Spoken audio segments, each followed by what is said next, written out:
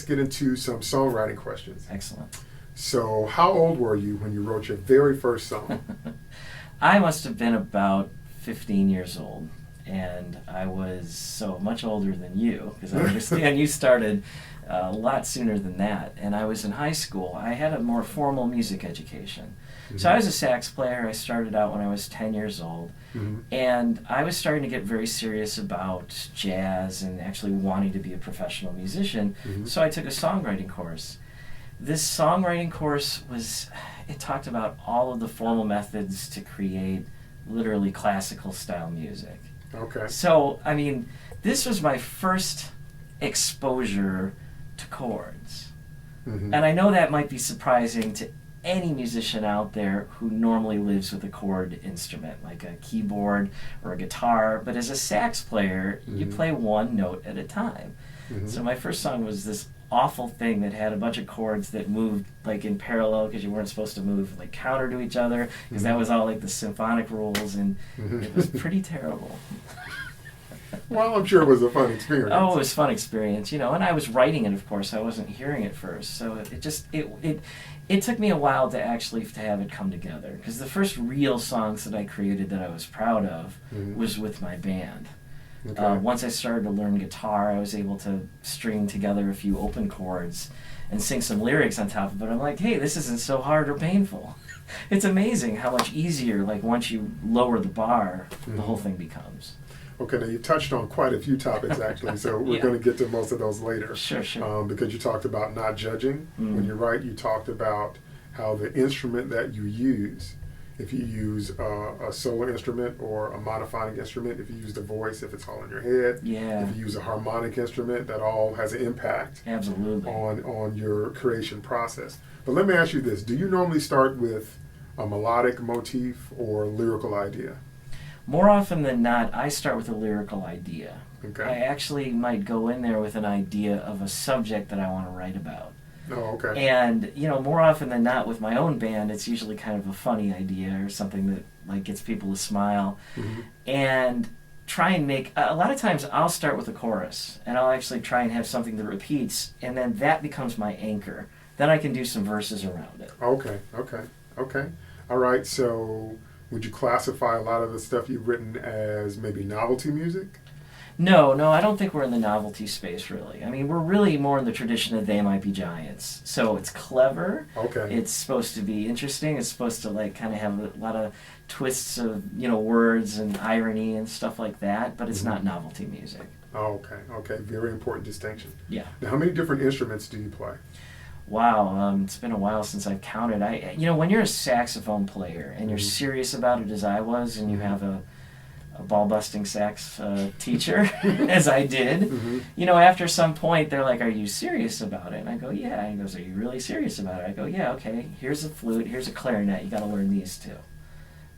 And, I mean, it gets to the point where maybe within a year later, I was sitting in an orchestra pit, and I play the big instruments. So my main horn is the baritone saxophone. Okay. So I had a Woodwind 3 book, and Woodwind 3 is the low-end stuff. That means that in this orchestra pit for, I think it was Guys and Dolls, I had a baritone saxophone, a bass clarinet, and a flute. And depending on what page you're on, that's the instrument you've got to pick up. Wow. Sometimes in the middle of a song, it'll say flute, and you're like, oh, okay, put this down, pick up the flute, and start playing. Okay. So I play the saxophones, and I've got all 4 of them. I've got a bass clarinet, regular licorice stick clarinet, a flute. I've got a bass, I've got 3 different guitars, I've got a keyboard, and a whole lot of other like toy instruments like ocarinas and other kind of wind instruments. And I have an oboe that I can't play at all. Well, funnily enough, I started out playing the cornet. No I was kidding. about 5 years old. I didn't know that. And I was going to school, and after a while I was like, you know what? First thing that happened was I was tired of carrying it when it's cold. But the second thing that happened was I'm like, I got to talk while I play. So I have to figure out a way to make sure my mouth stays free. So I switched to other stuff. I'm like, because I can't not be able to, because too much stuff comes to me, while I'm playing or whatever. Yeah. All right, now, besides yourself, who's your favorite songwriter? Wow, that's a tough one, because I have such a wide range of interests like most musicians. I really like Bela Fleck's work when it comes to jazz. Okay. Because he's actually if you listen to some of his stuff, you hear him talk about what he does. He spends a lot of time perfecting it and getting it exactly the way he wants. And just the music that he creates is just incredible. Okay. What do you think is the hardest genre for you personally to write in? Because I know you've done a lot of different things, and that's one of the things I like about Beatnik Turtle is I can hear the different influences.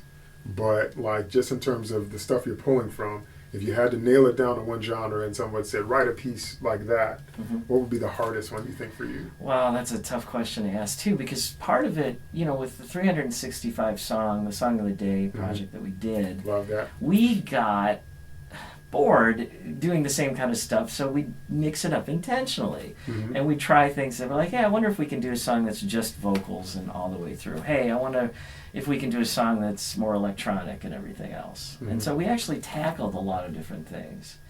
And so, like, actually, when you say that, I keep thinking, okay, what's the hardest? And the next thing I'm thinking is, I want to tackle a song like that.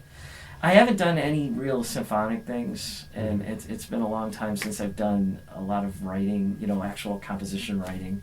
And I think if I had to go back and do that, I'd have a really hard time right now. But I think I could probably pull it out and do that again. And that's a really important distinction. If you're doing composition writing, if you're writing for orchestra, or if you're writing for ensembles, or if you're writing for voice, or if you're writing whatever, as opposed to more pop stuff or more jazz stuff or more things where you can play around with a riff and then let it grow. What blew my mind when I started to get together with the band that I'm with Beatnik Turtle, and ran into Jason Feehan, who's the co-author, and people like Tom Roper, who's our lead guitarist, is that, Tom could read music. Jason isn't really as much of a formal education. He didn't come from that. And they never start with the actual notes in their head. They start with that lick. They build it off of, hey, that's a cool little idea. What if we did this? What if we did that? And watching music start like that after having that formal education, I kind of had to smash all that stuff in my head to really unlock myself. And Jason actually kept on me. He's like, look, just write a song. Just write something. I'm like, it's not that easy for me. I'd written some jazz and other pieces like that. Once I actually got into it like that, it was more that it was a collaborative thing and I was working with other people. That's when it truly opened up. And the other thing is, I lost a lot of respect for guitarists when I learned the open chords and realized that most of the songs that I'd loved so much were just the same damn things. And by the way, I regained it back when I actually started to take formal guitar lessons and learn how to actual finger pick and do some of that stuff. I'm like, wow, this is pretty... Because it's not easy. It isn't easy, and I'm not used to thinking like a stringed instrument player. I'm a woodwind player. Right. It's actually a whole body thing, and there the intensity is in your hands. It's a very different thing. There's intensity in your hands with playing your sax, but there's still this whole thing that comes together.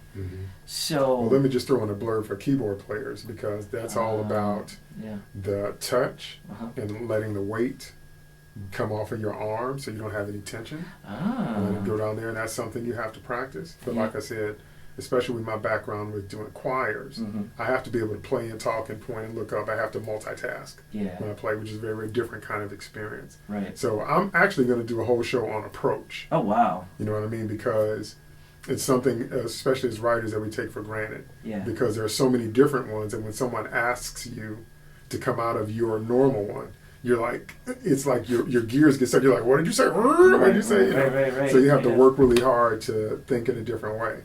So no, I definitely get that. And changing to different instruments, speaking on that topic briefly before we move on, that's key. When I had to learn guitar and had to sing, which it doesn't come naturally to me, it really that doesn't come naturally to anybody. Fair enough. It's still something that I didn't, pick up right away. Certainly wasn't never trained in singing until just recently, where I started to take some classes at the Old Town School of Folk Music. But the thing I learned as I picked up different instruments is my approach to actually writing music completely changed. And the instrument you have in your hand when you started out, I remember I was talking to Jason at one point. He really, really idolizes the Beatles. He really loves them. And he was talking about how some songs were a lot more complicated to play on the guitar than the others. And I'm like, did they start those, maybe with the keyboard instead of the guitar? And he goes, yeah. The ones that start with the guitar were easy on guitar, and then, keyboards can kind of be flexible and do the whole thing. And the ones that actually I write starting on my saxophone tend to be keys that aren't really as good for the other instruments. Like keys like B flat work really well on the saxophone. It's very easy. You start doing keys that are really good for the guitar, like E, and E on a baritone saxophone is everything is sharp, and it's like there's all these side keys that you have to hit just to do a normal scale. You see me doing it now. I mean, I've practiced it so much that it's like smooth. But it does change your approach to also the output on the other side of it. When you actually finish the song, you tend to focus on that instrument being the bass. It builds on top of it. That is very, very true, because I've looked at the stuff I've written based on what I was playing at the time. But what comes into play for me more is character. Okay? There is more space between E natural and F than an actual half step. Okay? The character of playing in E natural is so different from playing the same song in F. They're worlds apart. That's what makes a difference to me when I'm writing. That's a good because point. whatever key I started in, I got to put it in the sweet spot for the singer, but I got to put it in the sweet spot for the entire melody. Because it's so, like I said, especially when you have something like between B and C, when you have the between the crack notes, they're physically, actually, acoustically, not only a half step apart. So it's such a world of difference. That's what makes a difference to me, because you change the whole song if you go from C to B natural or from E to F. And I had one song I just did on this last record. We modulated into F, and it's like the sky opened up. It's unbelievable. The song just changed? Completely. Just completely became so sweet until I was like, I just listened to it after the modulation. I was like, that's the real song now.